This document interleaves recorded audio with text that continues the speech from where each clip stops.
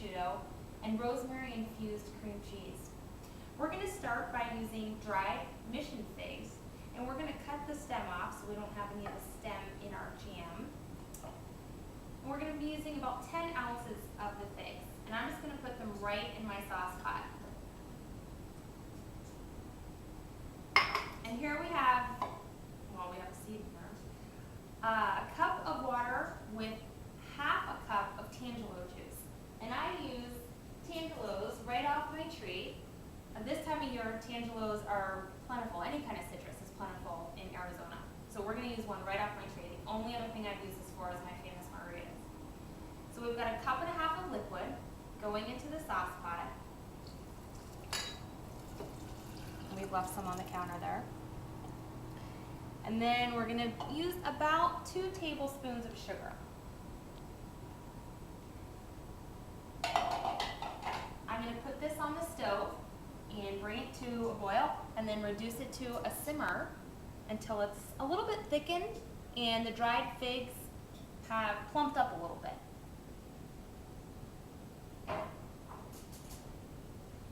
You can use fresh figs as well, and you would just go through the exact same process.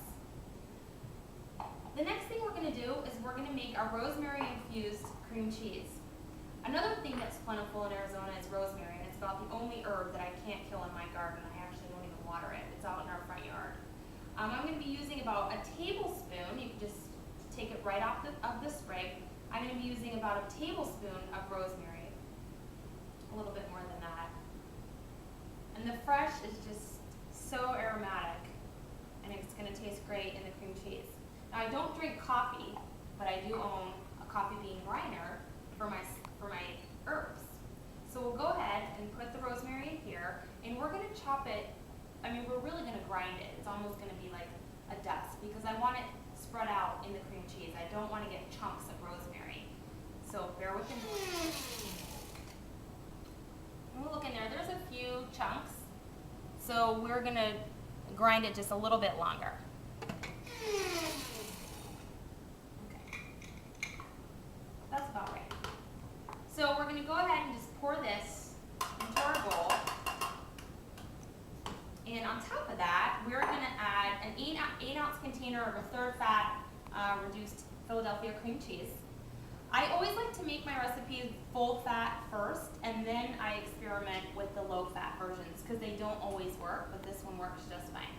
So I've left this to soften, so it's a little bit softened, and the cream cheese in this container is softer than in the block anyways.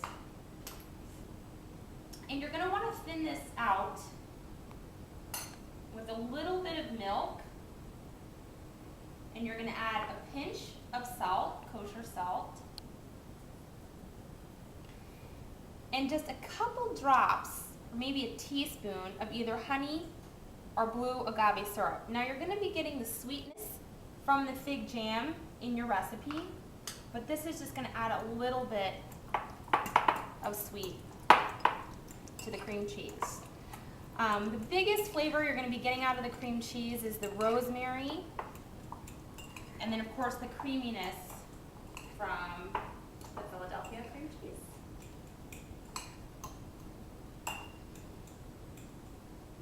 So at this point, we're just going to wait for our figs to come to a boil, then we're going to reduce it to a simmer and let it go for about 10 minutes. We'll be back. Okay, here we have our fig tangelo water sugar mixture. So you can tell that the figs are nice and plumped up. I'm not going to stick my finger in there because it's very hot. So we're going to go right from here to the blender. And my blender is great because it's vented, so I don't have to wait for anything to cool down. But if you're using a non-vented blender, you want to wait for the mixture to cool down just a bit, and then you never want to fill your blender more than halfway full because you could pop the top off and have fig mixture or whatever you're making all over. So I'm just going to put this right in there, and again, bear with me for a second for the noise. If you need to thin it out a little bit, you can always add more water. So we're just going to turn this on and blend it really quickly. Okay, when it doesn't go anymore, that means it's done. So you can see all the steam coming out because my blender's awesome. I didn't have to wait for it to cool down. So you can see in there the consistency that it's supposed to be. And it smells incredible. So I made some of this ahead. So here is what it looks like. It looks kind of like apple butter. So what we're going to do now is we're going to use puff pastry for their turnovers. And on a lightly floured surface, you're going to put a sheet of puff pastry down, and you're going to roll it out just a little bit.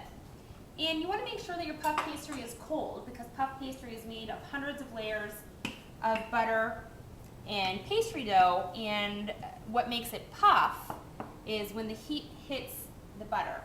And you're not going to get the same amount of steam out of that if it's not cold. So with a pizza cutter, you're going to cut it into fours. This isn't really even. Let me stretch it out a little bit so that it's even. So you're going to cut it, actually, I think it's going to be 16. But you're going to want to cut it into squares because you're going to end up making a triangle. So this is what you're going to end up with. Now, I have already cut some and refrigerated them again after I cut them, just to make sure they're nice and cool. So we'll start by assembling them, and you kind of want to stretch them out a little bit so that they make squares, and you always want to seal your turnovers or pastry, whatever you're making with your puff pastry, with a little bit of water. So just on two of the sides, I'm going to put a little bit of water down.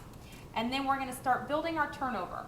And I am going to start on the bottom, I'll use a spatula, with some of the rosemary-infused cream cheese.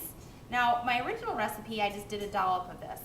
And my husband suggested that I spread it so that you get a bit of the cream cheese in every bite. So I thought that was a great idea, so that's what we're going to do. Then you're just going to put, I've washed my hands, you're just going to put a little dollop of the fig jam on top of that. You don't want to overstuff your turnovers. And then we're going to be using a little bit of prosciutto. And then you're going to fold it. I don't want to get that jam on top. I forgot to get a fork. You're going to fold it, make sure that it's sealed, and then you're going to make it nice and pretty with a fork, like you would a pie crust. Before I cut the prosciutto, I put it in the refrigerator. It makes it a lot easier to cut, and I cut it into bite-sized pieces because you don't want to be ripping on prosciutto when you're biting into your turnover. Then with some of the milk that I have left over from thinning out my cream cheese, I'm just going to put a little bit on top of the pastry. It's going to give it a nice shine and help it brown a little bit on the top. So I'm going to go ahead and assemble the rest of these, and we'll be back. After I finished assembling the turnovers, I put them into a 400-degree oven for about 16 minutes, and they came out perfectly golden brown. And then I put them on a platter. I like simplistic presentation, and I always like to use an ingredient that I used in my recipe. So here we have some rosemary sprigs, and just a little dried fig cut in half. We have the flakiness from the puff pastry, the creaminess from the cream cheese, the saltiness from the prosciutto, and finally the sweetness from the fig jam. Enjoy, and I'll see you next week for entrees.